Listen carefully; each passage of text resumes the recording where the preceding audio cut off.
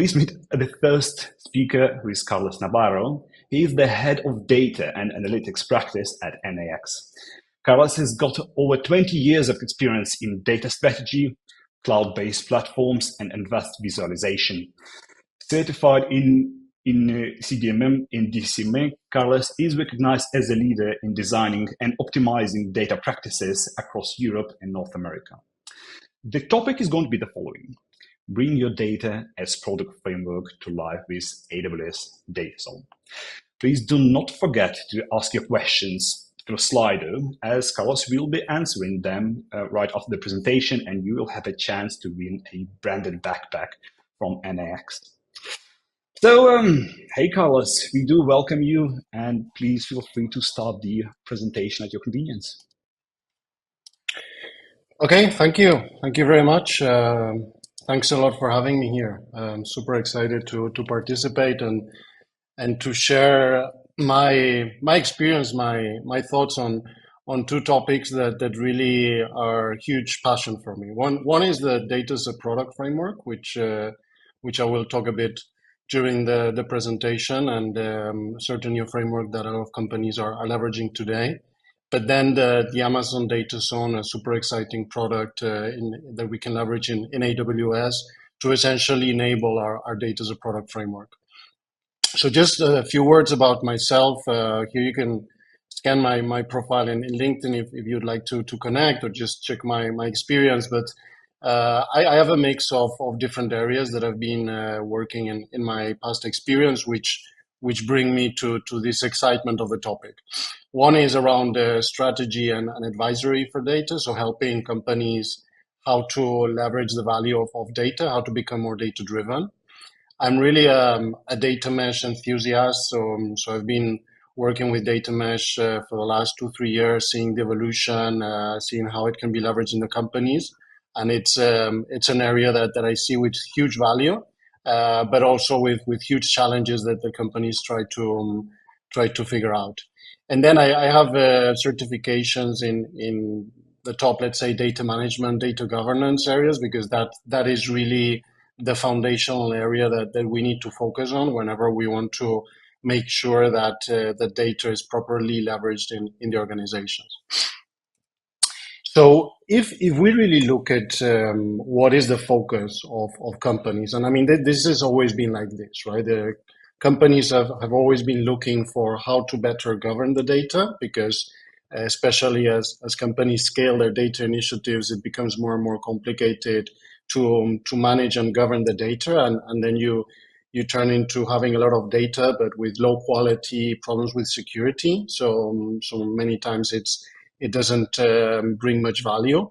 And then second is, companies that accumulated a lot of data, but they find that after many years, actually the value they're getting from it is really not very high.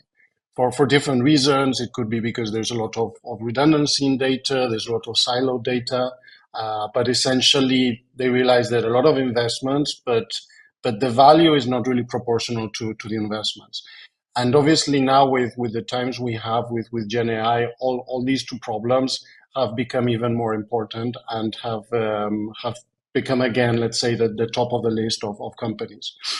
And that's why when data mesh, which has existed already for many years, but it became really popular around 1 or 2 years ago, it became very popular because when companies started looking at this concept, it really resonated very well in terms of, this could be really the solution that we need to tackle these challenges we have. Because if we look at the principles, they all were key in helping these two areas of how we increase data governance and value realization.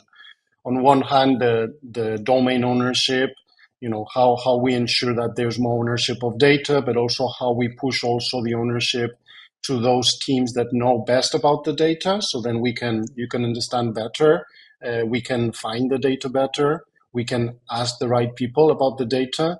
That is a principle that really can bring a lot of value. Then there's data as a product, essentially, using product management to data.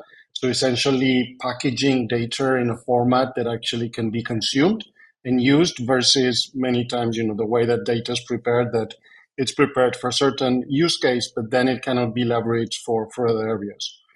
Then the self-serve platform, I mean, self-service, who has not dreamt with having self-service, and in paper everything looks simple, but if we could have this way where we have this platform where data consumers just go in and can find the data, can consume it on their own, wouldn't that be a great world for data, and would it help the companies to both consume better data but also scale it across the organization?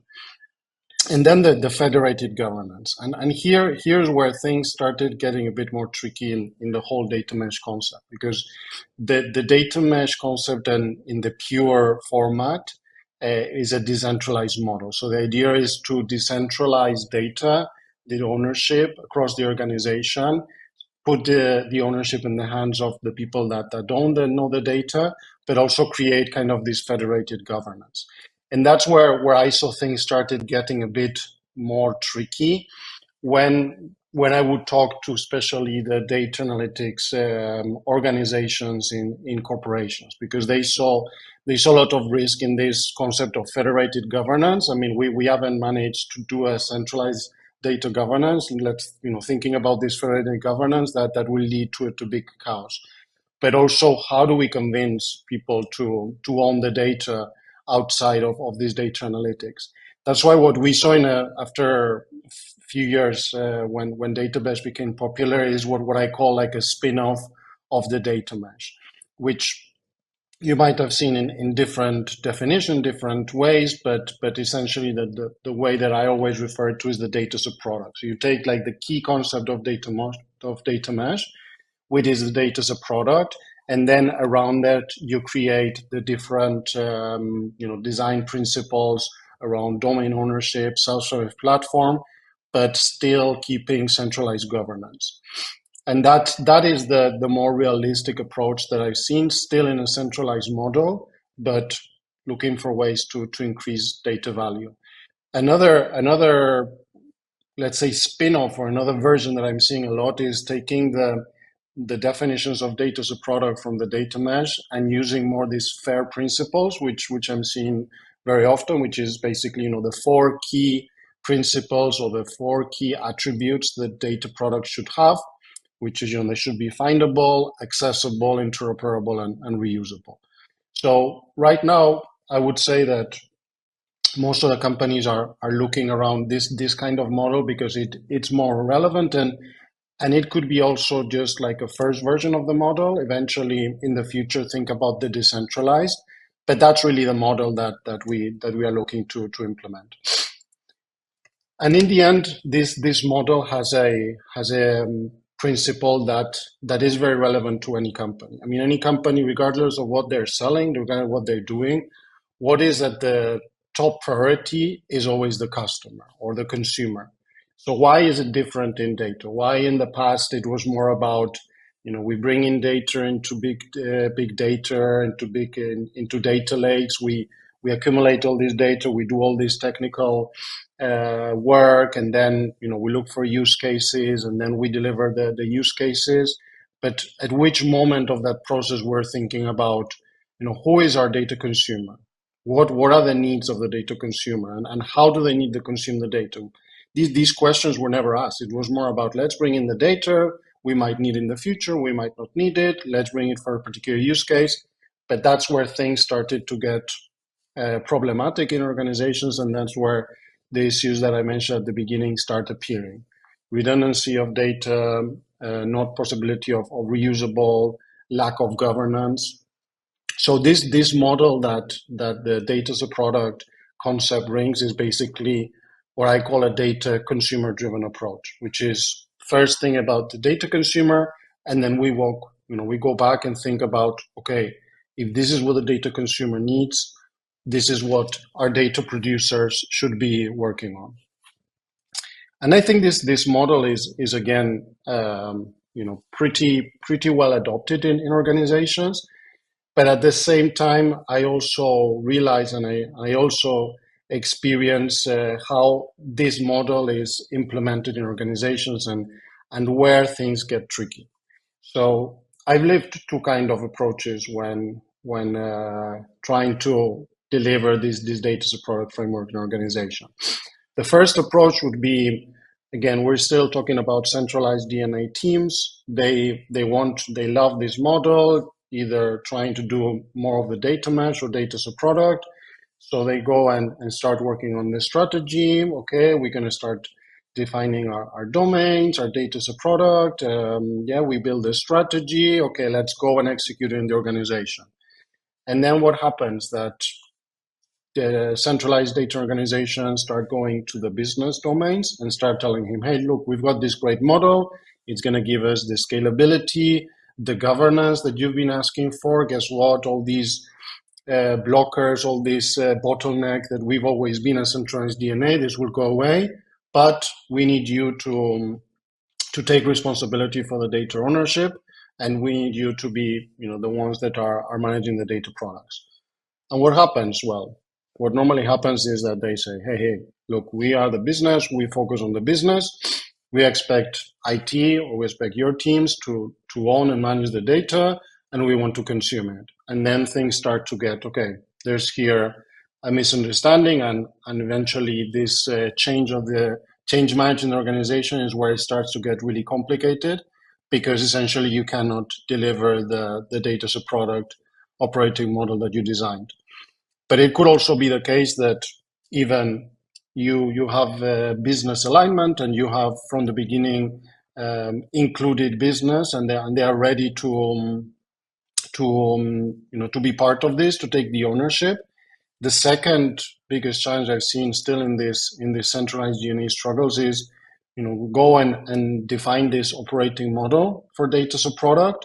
But when it comes to enable it technically, we start realizing that our definitions of data products, our needs of data consumers, needs of data producers, they cannot be met by any tool. There are some tools that maybe will be closer, some will be less close, but essentially, hey, we don't know how to technically enable this. And then you need to start thinking about things like, building a custom tool or customizing existing tools, and then costs start getting higher and time is ticking. So again, is where your whole initiative for data as a product starts lagging. Now, the second one, which is also a case that we've seen for many times, especially in IT, is we first buy the tool. We have this great tool we found, and then we kind of start building and make sure it is used. And I mean, I'm sure if you've been in data governance for a while, I mean, how many companies have first started data governance with buying this great tool, which actually has a lot of cost, big license cost, and then what happens? Nobody uses it because there's no connection between the tool and what actually it's meant to be used for. So what happens in the end? The tools are left in use, and your budget is shrinking without really delivering value. So these are the two biggest areas that I've experienced in the past in trying to deliver these models. So that's why at NX, what we did is we built our own framework based on experience, based on best practices around data mesh, data as a product, but really making sure that we will not run into these roadblocks that I explained in the previous slide. So it's basically same as Amazon has their flywheel. We also have kind of our version of a flywheel, which consists of 4 steps. The first step, which is super important and one that many times companies are not really looking into, is the discovery phase, which is really seeing if like the data mesh model or the data product model is even appropriate for the organization. So many times, it's attractive, it's interesting, but many times it's not really the best fit for the organization because of the culture, because the company might not be ready. But the first thing you really need to do is choose the right model and make sure the organization is ready. The second part is the definition. And here's where we put a lot of emphasis on this data consumer driven approach. The first thing we always need to ask in this model is, who are our data consumers? I mean, who are going to be ultimately the people that are going to be consuming data products? and then ask the questions that I was showing in the previous slide. I mean, who are they? What are their needs? How are they going to consume data? And this actually is not just a one-time exercise.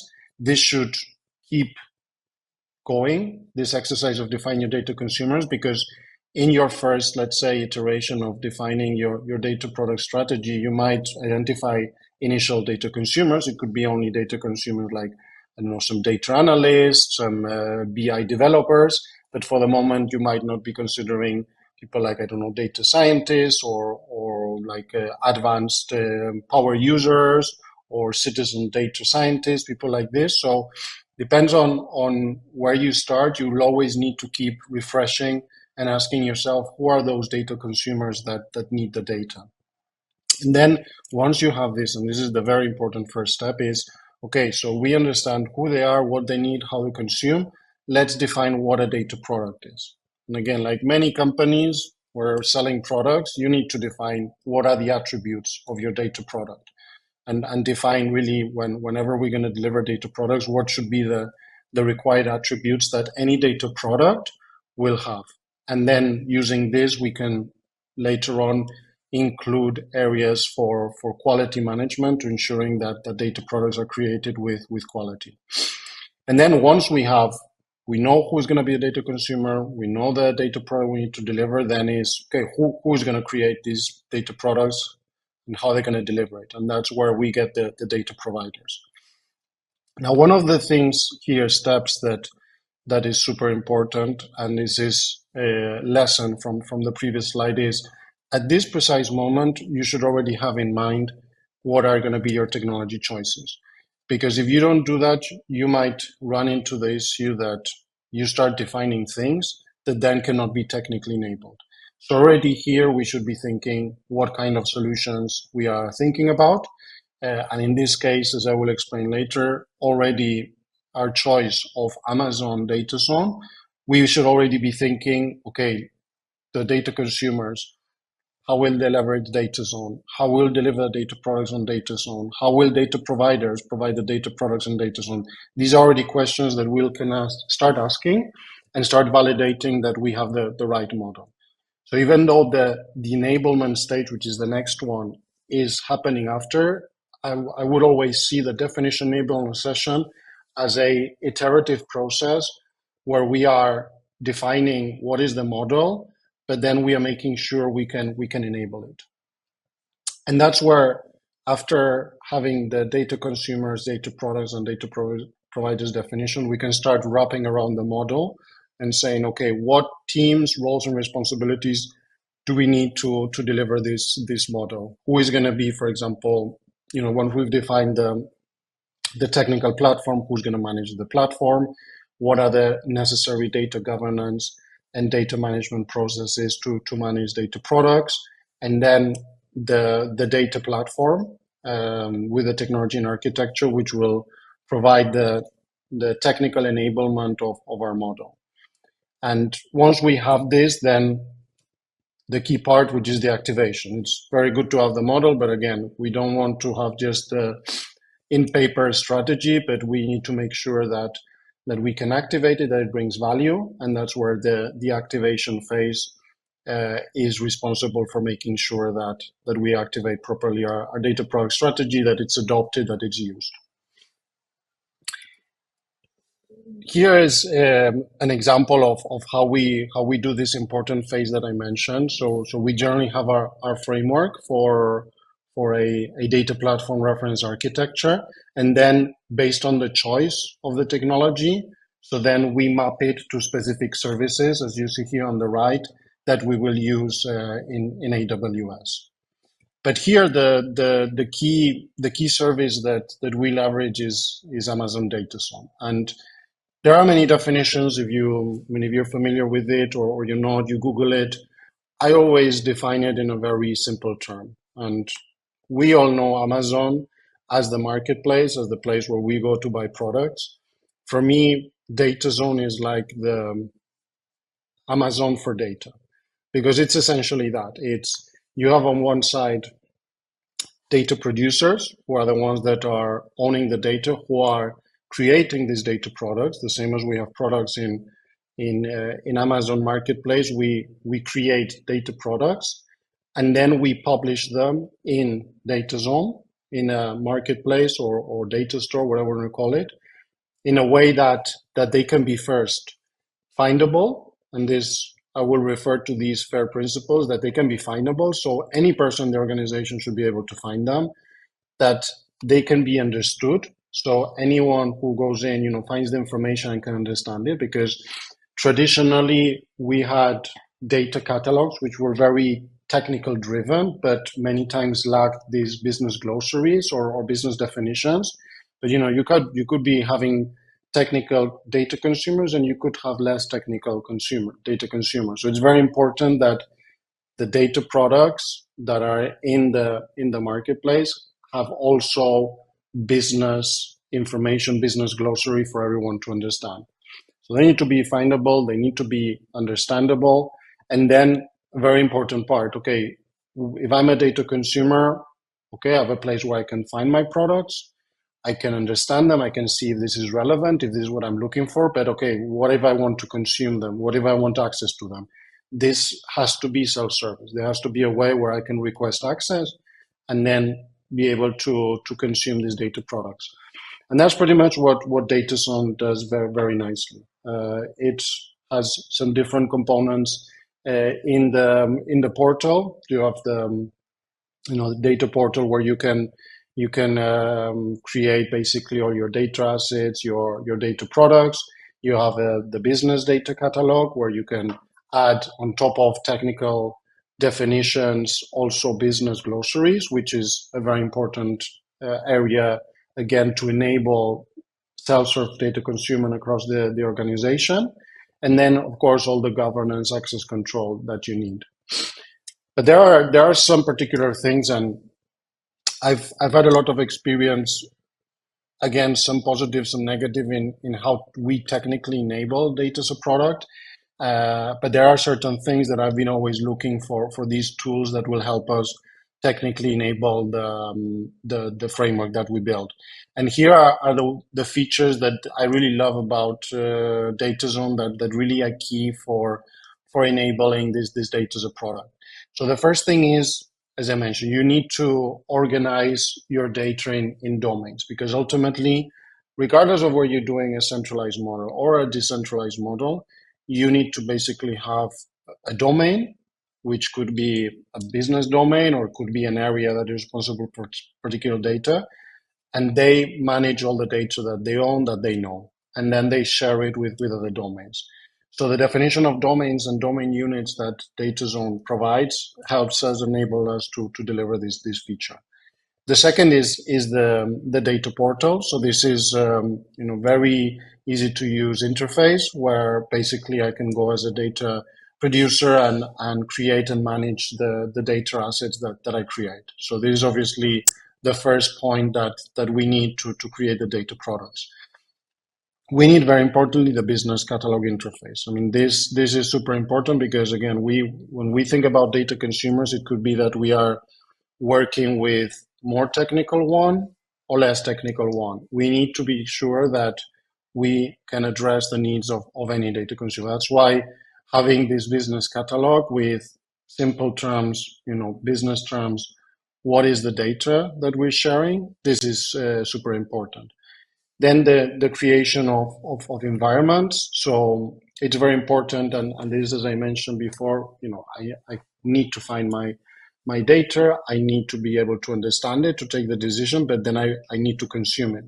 This is where DataZone creates environments for different types of consumption architects. Again, it's very important. We need to think that we have different types of data consumers. So it's not the same way a data analyst will consume data like a data scientist. So data scientists or more advanced user might want to use a service like SageMaker, while a data analyst might want to just use Redshift or maybe Athena. So it's very important that we can meet the demands of these different data consumers. But again, once we've done this definition of the data consumers, we know which kind of environments we need to support.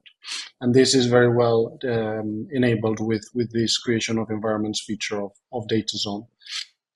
Then the data products feature is actually a pretty new feature. There are two types in Amazon, in DataZone. You can create two types of data, let's say products, if we want to call them this way. One is just a data asset, so it's purely I have a data asset, so it could be, I don't know, a file or table, which I have technically metadata in, for example, in the catalog in Glue, but I want to add the business glossary and then share it across the organization.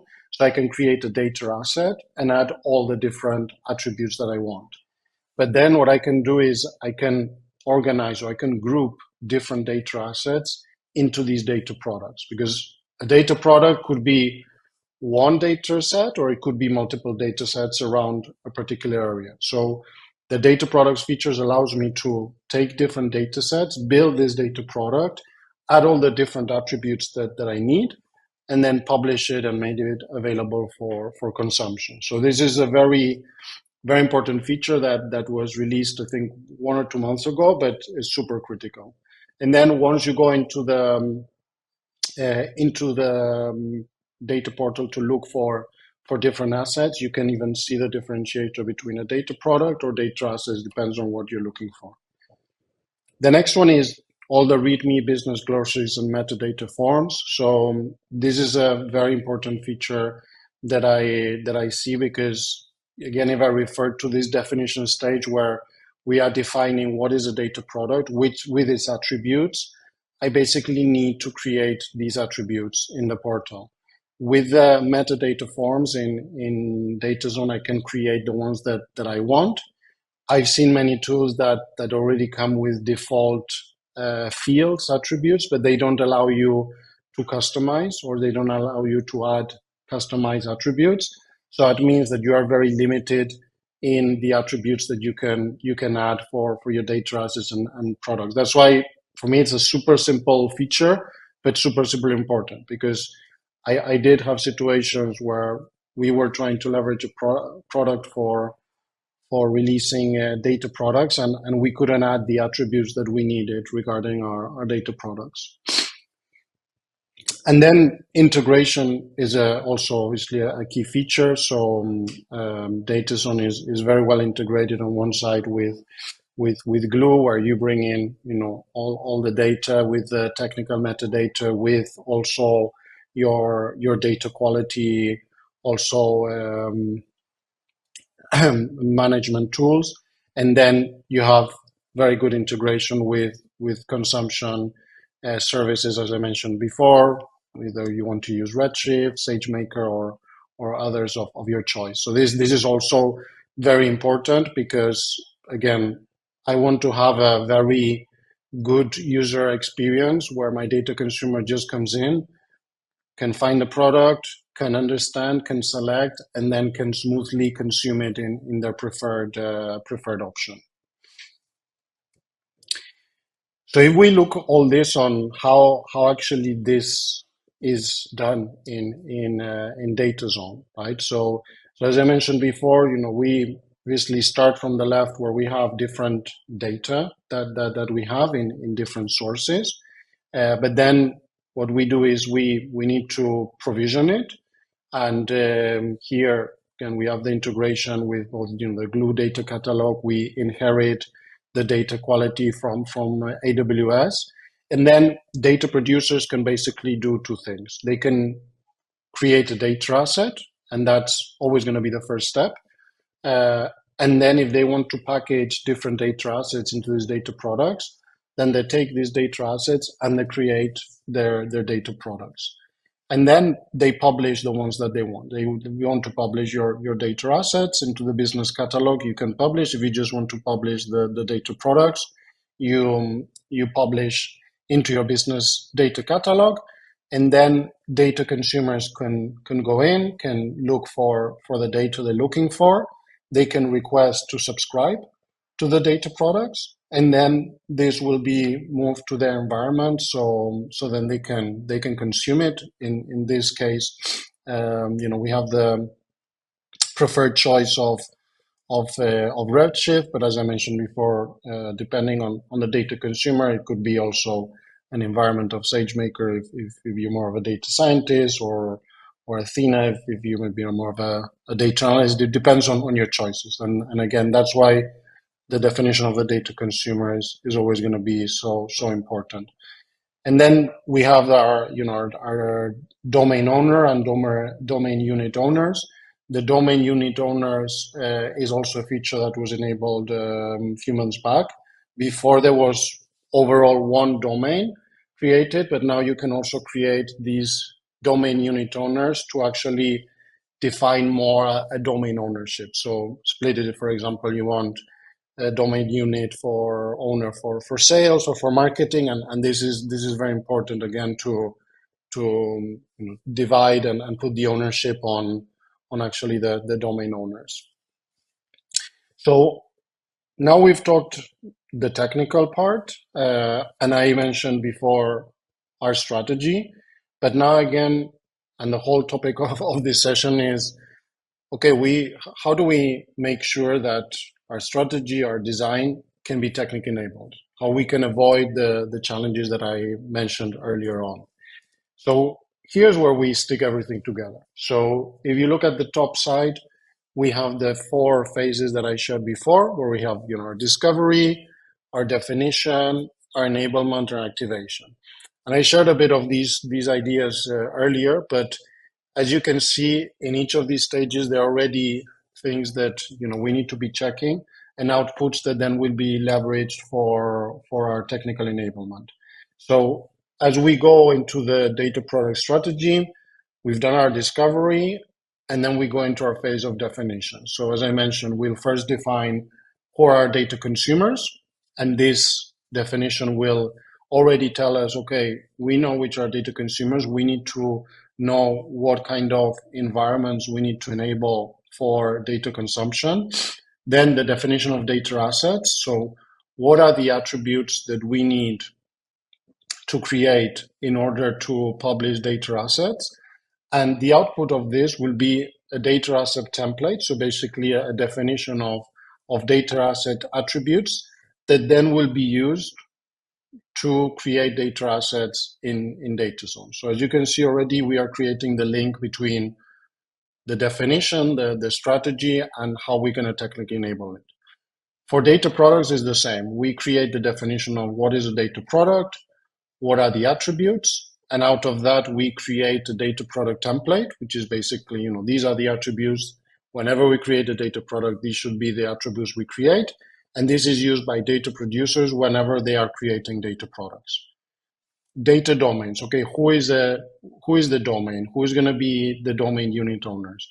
Again, we use this template when we will be building later on our DataZone environment, and then we know which domains we need to create, who should be the people responsible, all the different definitions. And then the last one, which is the data producers, where we'll also define who is the data producer, what are the responsibilities, what should be the process for them also to create the products. But everything is already linked directly into our technical solution. Then when we go into the enablement session or the enablement definition, then again we start taking all the outputs that then we'll be using to define our DataZone environment. The team's roles and responsibilities. So as you can see, we obviously need for all this DataZone, the same as in any marketplace, you always have like a person that is managing the administration. So we need a data platform admin. So what are going to be the roles and responsibilities of a platform admin? What is going to be the responsibilities of the domain owners, of the data consumers? And then the very important, the data governance and data management, the processes. How do I create a new data product? Should they be, for example, validations of the data products created? Should somebody be validating before they become public? How data consumers can access the subscription? There's many different data governance, data management aspects that we need to define that then will be implemented on on the actual platform. And then with all that, we go into the actual definition of the whole platform with, and the integration with data sources, with data ingestion, and then with those environments for consumption that we'll be creating. So you can see it creates a very good linkage between what is more of a definition, or what many times our customers tell us, like just the document side of things, with the actual practical implementation of the solution on DataZone. And with this approach, we can make sure that we won't run into these issues, that whatever we create will not be implemented, or we'll have problems with finding the right solution.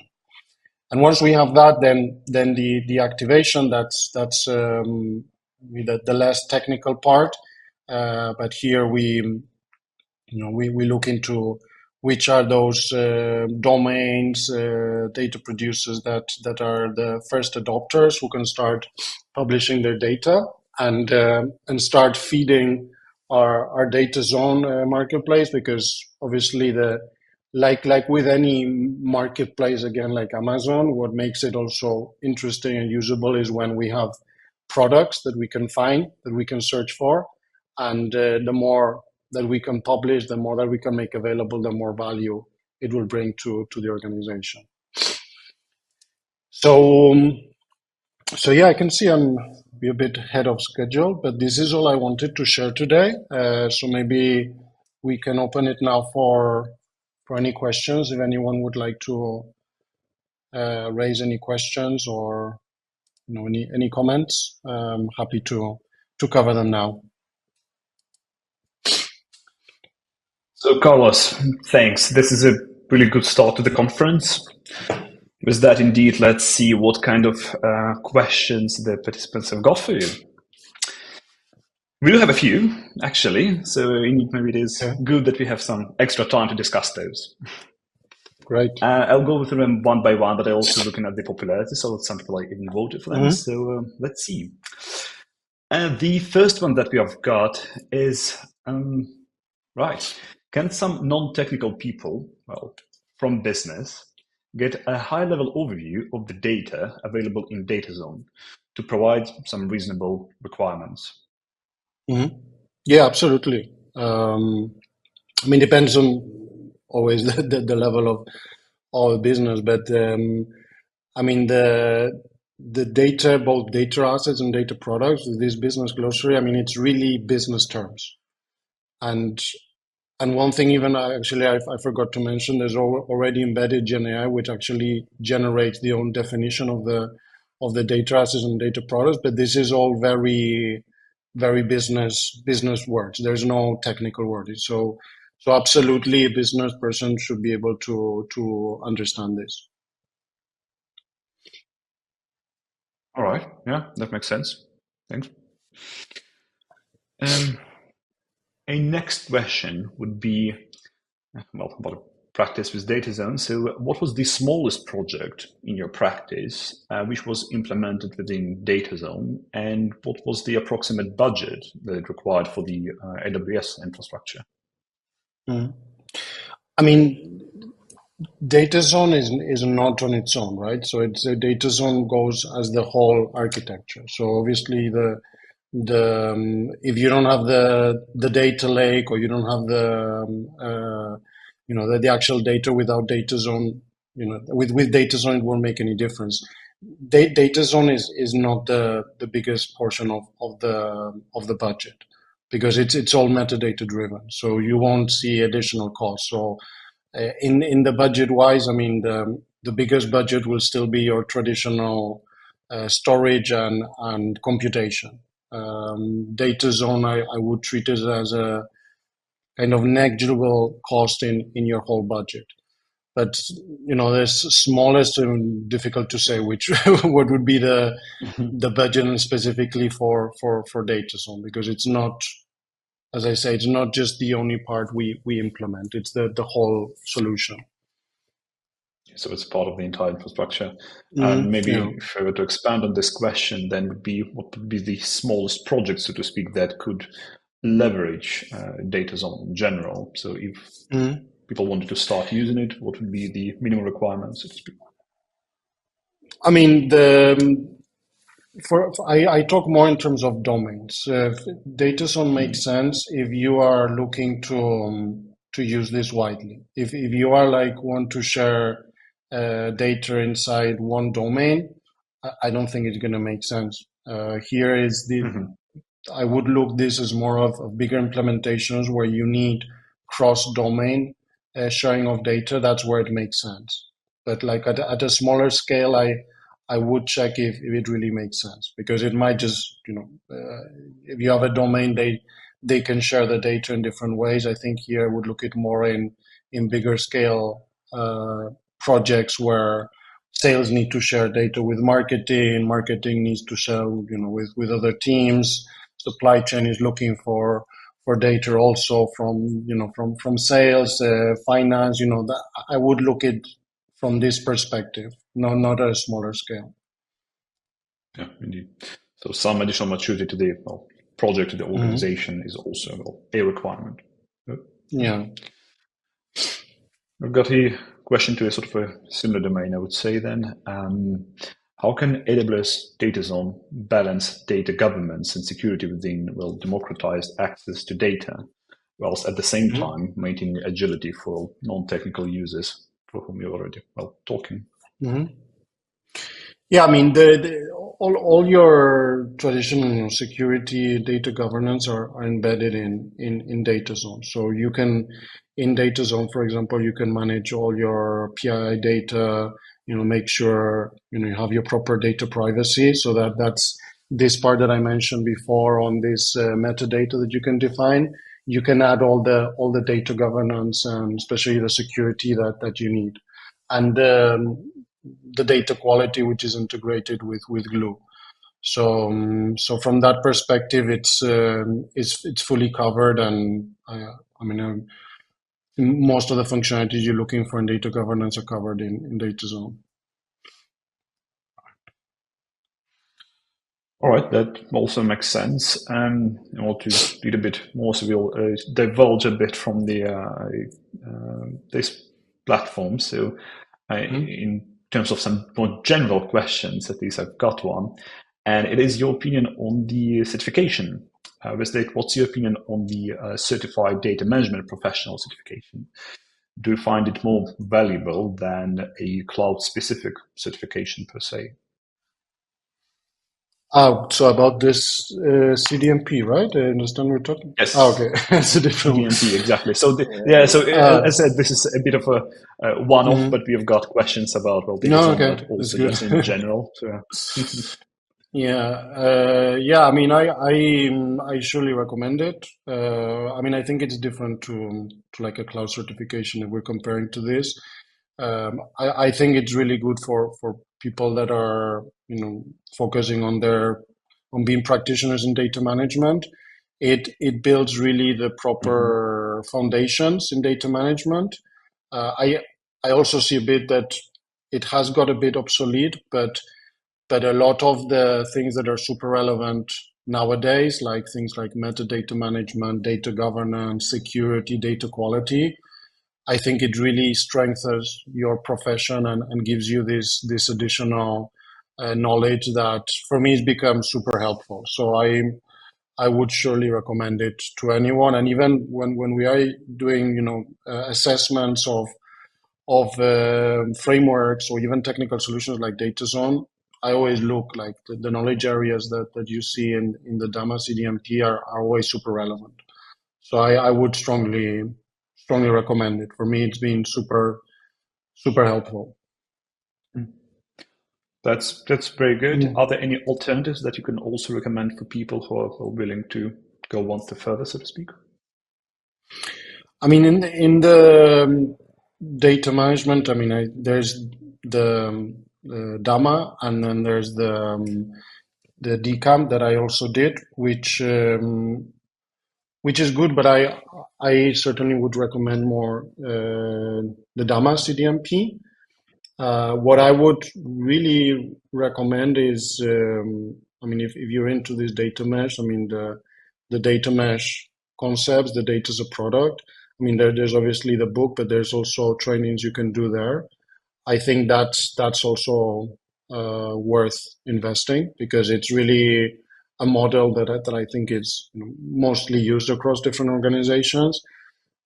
The only thing that I always recommend is, certifications, trainings are good, but what is always important is how then you can apply them in practice. And all these models all these frameworks, methodologies are good, but in the end, what I like doing is taking this and use it as a base to then customize it based on on my own experience. And you always need to tweak and see how to change it. So that's why that even the model that I shared, the base could be, for example, data mesh principles and some data management, but a lot of it is just purely what we've experienced. A lot of failures, of course, but to a version right now that I feel really it can, it's very, very successful in deployment.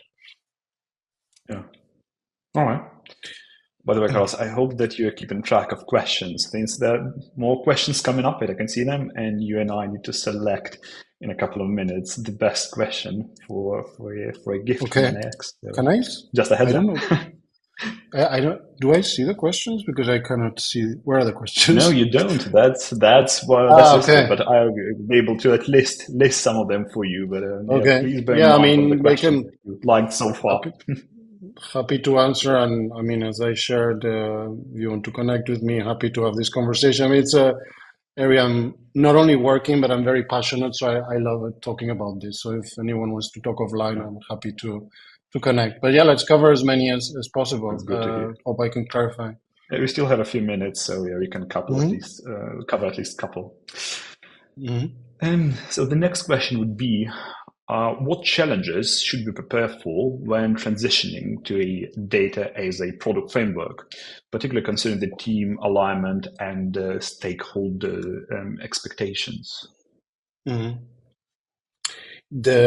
me, the key one is the ownership, because this model has a key part, which is the ownership. And in paper, many times it sounds obvious. It's clear who's going to be the owner, but there are many times that, and this is actually an interesting exercise I've even seen when implementing this model, that when you start asking questions about existing data, you don't know who the owner is, because there's no owner for data. So first, finding the owner, and second, assigning the owner, it's really the most complicated part. And then if when you start digging into all these kind of different data, because you could be talking about purely your transactional data, but when you start talking about who should own master data, the biggest discussions I've seen on who should own master data, should it be the business owners, or should it be the technical? That is where you get endless discussions, and here what is super important is to have like a high level or a team that can take final decisions and say, this is the model we have, this is the ownership, who will be the owner, and take decisions. Because to the point that I shared, like if you have like a centralized DNA team that is trying to go to different business domains and tell them, now you have to own the data, now you have to create your data products, it's really not going to work. You need to have support from the high level management and make sure that this model it's aligned with the whole organization and people will be willing to take the ownership. For me, that's the absolute key. That's why the first step we always do is make sure this will be possible. Because if it's not possible, it doesn't really make sense even to start implementing this part. You can come up with a huge model, but if no one will want to take ownership, if no one will create the data products, as I mentioned, you'll end up with an empty data zone, an empty marketplace, no products, no value. So that would be my by far the key priority. Are there any tips or tricks on how the governance should be working there for such an installment, so to speak? In the when I shared the enablement in the team roles and responsibilities, the organization that we always recommend is the data governance team. And the data governance team is fundamental. But it's not data governance team only from the perspective of what we know in the past, like this is data governance committee. It's the team that makes sure that the model is adopted, that there's awareness, that of course you follow all the different principles, but it's basically also the organization that will make sure that the model is used in the organization. That's why that's one of the key organizations that we design as part of this model. And here, that's where you need to have different representative from business, representative from technical teams to make sure there's this alignment. Because in the end, we know that historically, most of many projects fail because of the misalignment between IT and business. You need to make sure here more than ever that there's the full alignment. I've been conscious of time. I think we can still cover two more. Mm-hmm. Sure. And so one of the questions is getting more back into DataZone. So does it make sense to utilize a DataZone in this case without implementing a data mesh infrastructure? Yeah, it is, because if you want, for example, to have a data catalog, so without the whole data mesh, the good thing is that DataZone complements Glue, which Glue is more like a technical data catalog. But if you want to complement the more technical data catalog with a more business-friendly catalog and just make it, catalog of data with business glossary, you could do that without, building the different domains, even data products. You wouldn't need to define data products. Just create your data assets, complement it with business glossary, and you would have, let's say, the traditional data catalog for business users. So that could work without problem. Yeah. All right.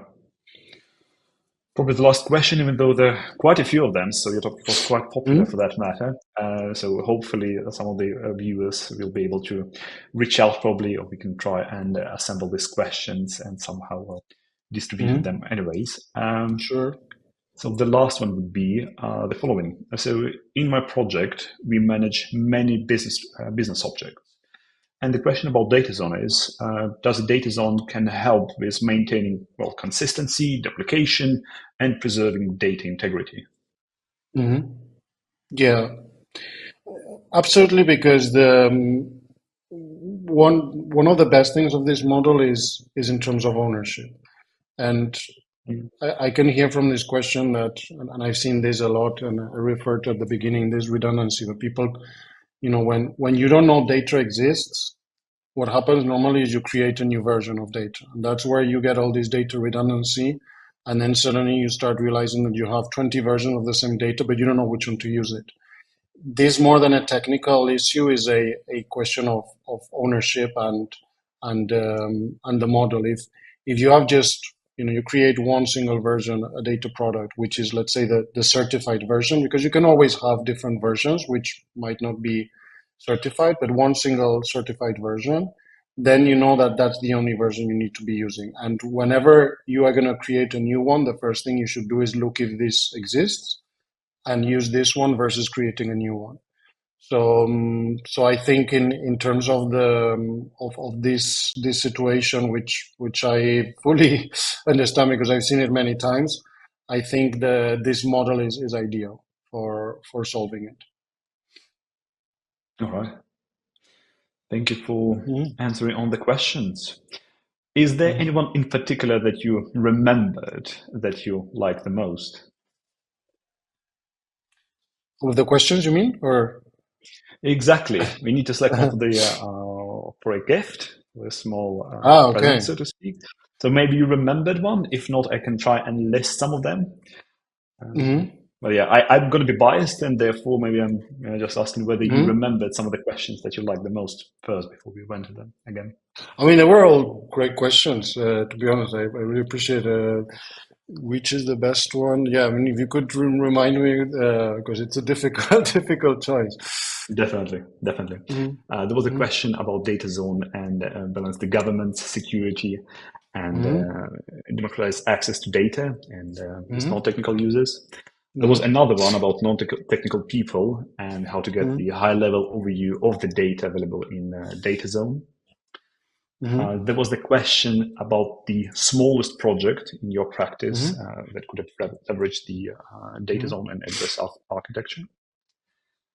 Another question was about certified data management professional certification. And there was the question about challenges to which we should be prepared whenever we transfer into a data as a product framework. The question about data mesh and DataZone, there were quite a few.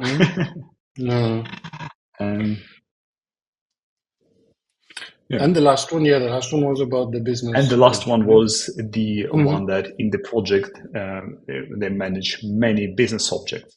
So the question was about DataZone and how it can help with maintaining consistency, duplication, and preserving data integrity. I think I'll choose the last one. I like the, putting this into practice. I mean, they were all great, but I like the last one because I can see a person is thinking already how to leverage this in the real life, and I really like that. So I will choose the last one. Perfect. So this question was asked by Yuri. So Yuri, congratulations. Please send us an email to hello@awsusergroup.com.ua. You will get that in the chat, so the email. So please contact us and we'll let you know how to receive your gift. And to you, Carlos, thank you so much for the presentation and for all the questions, for answering and explaining, diving deeper into your experience.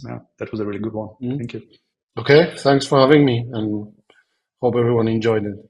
So have a great rest of the session. Thanks.